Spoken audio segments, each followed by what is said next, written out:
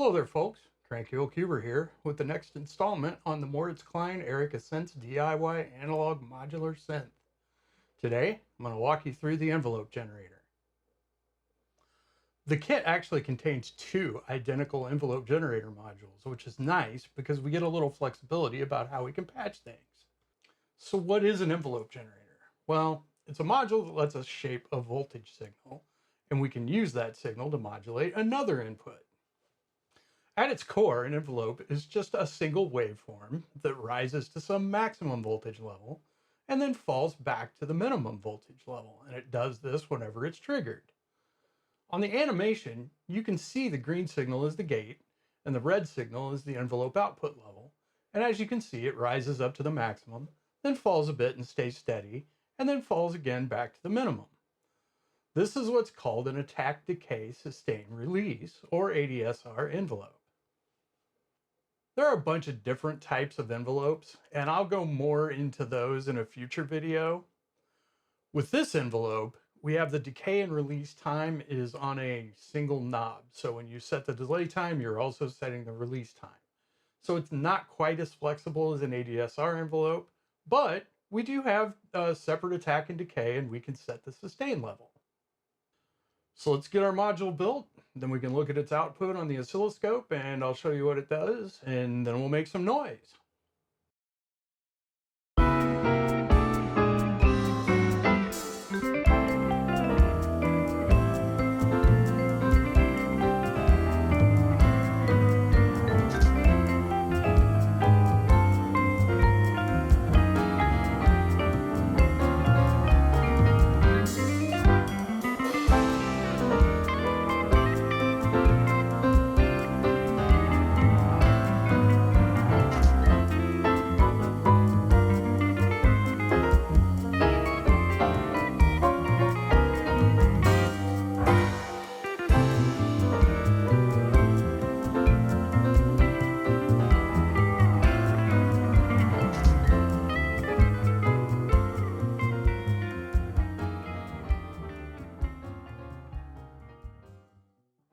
We haven't built the VCA yet, so we'll look at that later.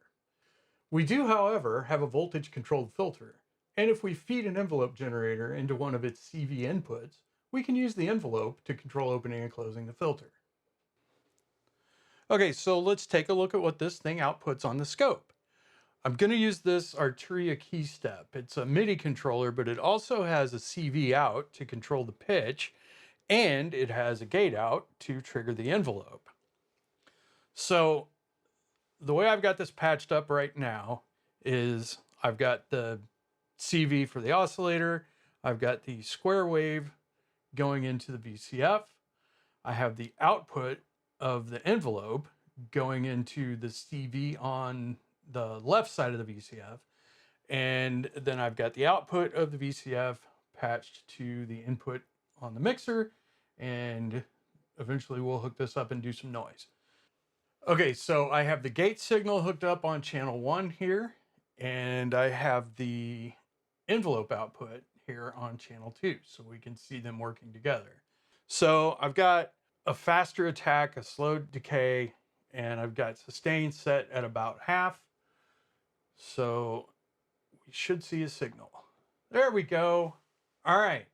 So as you can see, we were at 0 on both. And then our gate went, and this triggered our envelope. Our envelope has a very fast attack, which went all the way to 10 volts. Then the decay started. It decayed down to the sustain level here. And then when I let up on the key here at the gate, it went back down to 0. All right. Well, let's set our sustain level at 3 o'clock and speed the decay up just a little bit and see what waveform we got.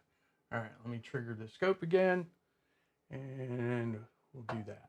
Oh, look at that. All right, the decay's a little faster. That way we can see it happening on the screen. So let's do it one more time.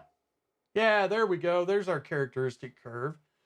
So we jumped up to the attack level. We decayed really fast. We decayed really fast down to the sustain level while I held the key. As soon as we let off, you'll see that our decay and our release look very similar, and that is because we use the same knob. Now let's set a slow decay. All right. I want to put it at about noon. And we're going to see what level it gets to what happens if we let the key up before it decays back to sustain. Okay, so let's arm the scope. We're going to push the key down and watch it. Okay, we weren't quite fast enough. The decay was just a little faster than we were. I'll do the same length. Re-trigger the scope. All right, what happens here? Aha! So we didn't hit the sustain level pretty much at all in there. It was decaying down when we let off the key, and it just kept decaying down. It did straighten out a little bit, but we can do it one more time. Yeah. So another feature of this envelope is we can trigger it itself. Okay. So we have this loop function here. Right now it's on single trigger. It requires a gate to trigger it. Well, let's unplug the gate. Okay, so now we're looping the envelope. All right. And you can see the shape of the envelope here. We don't have any sustain phase because there's no gate. All it's doing is just triggering, and it'll do the full attack, and then it'll do the full decay release down to 0. And so we can change the attack and make it longer. There's a longer attack, very long attack. And see, we can make it take forever to build up to the attack. So let's turn that back down. There we go. Now our attack is very fast. Well, we can change our decay length as well. And it just keeps getting longer. You can run this up into audio frequencies. It looks like with the shortest possible attack and decay, it'll run at about 700 hertz. So you could use this as a sub oscillator too if you wanted to, or you could use it as an LFO, because I could make the attack a little longer and I can make the decay a little longer, and now we're doing 14 hertz. It took a minute to update the scope. All right, so if we cut back on the decay, it gets a little faster.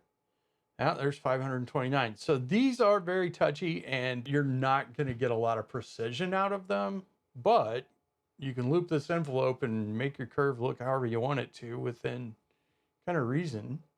There you go. That's kind of a ramp wave. It's kind of a janky ramp wave. We can also make it a shark tooth wave or whatever. There we go. Yeah, so this envelope you can use as an LFO. The other thing it has, interestingly, which I'll just plug the scope into. All right, we're going to lose that. Let's plug it into the inverted output. And now you can see that it's flipped it upside down, but our 0 line is still right here. See that straight up and down line? That's now the attack. It starts at a high and then attacks down to the low voltage level and then slowly comes back up to the high voltage level. So that's an inverted envelope. Okay, so we should probably make some noise. So let's do that. Let me get set up. All right, so I have just the oscillator's output going to one side of the output mixer, and then I have the filter output going to the other side. So if I turn down the left side and turn up the right side, we should start to hear some noise. Oh, look. All right. So that is the basic sound coming out of our oscillator. We could change the pitch. All right. So now let's turn up what we got the filter going on. And we have, so what I'm gonna do, I've got the filter hooked up here. It's fully closed. I've got an envelope going. So let's see what this envelope sounds like. Yeah, that's pretty cool.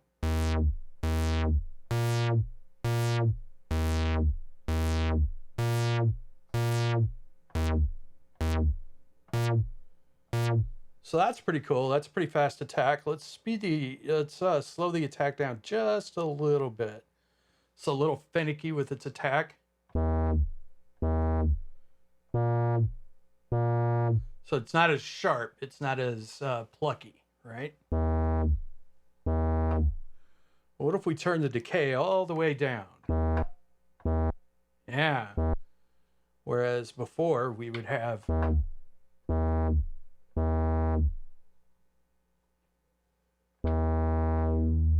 There's a fully long decay. Go ahead and re-trigger. What's that look like on the scope?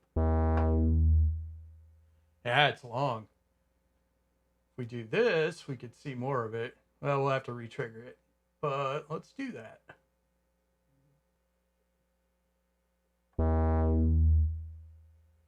Yeah, it lasted. Look at that tail. So much decay time and release time. Okay, so if we put our sustain at about noon and we dial in a short release and a really short attack, what do we got? Yeah. Okay, so the reason for that is because it's so short, it never has time to open the VCF up all the way. So if we open the VCF up so where we have a little bit of a hum there, then we can open it up with this envelope.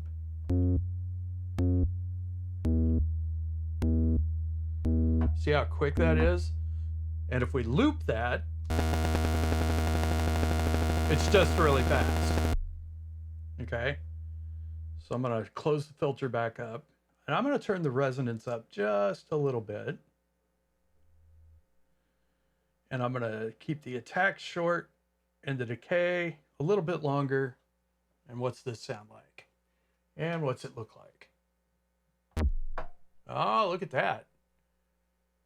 All right, so what I'm going to do is set sustain at about 3 o'clock, and I'm going to set my attack at about noon, and I'm going to let the decay do its thing for a minute. Yeah.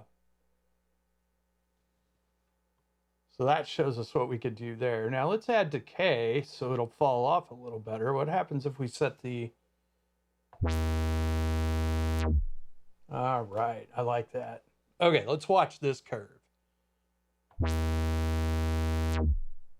Yep. So this is a moderate attack with a sustain level that is about 3 o'clock. No decay at all. All right. This is with the sustain all the way up.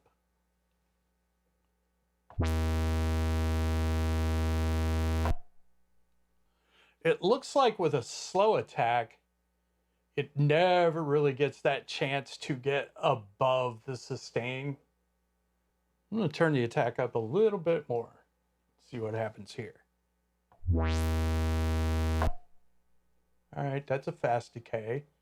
But you see how it doesn't go up above the sustain level?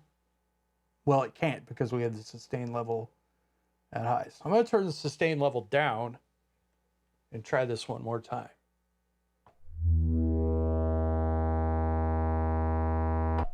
Yeah.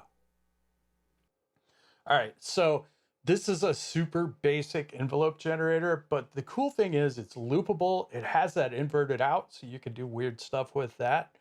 The pots are not the best, but they're pretty good. If I were getting an envelope generator, I would probably want a full ADSR so that I could vary the decay and the release instead of having to do them together, but doesn't matter. This is perfectly good. And you get 2 of these.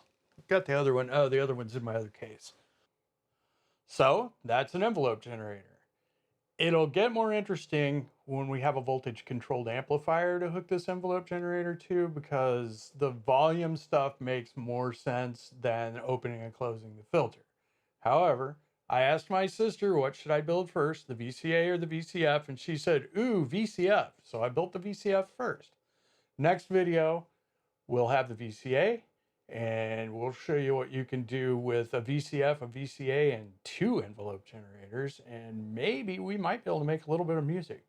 So with all that said, thank you for watching, and I'll catch you at the next video. Cheers.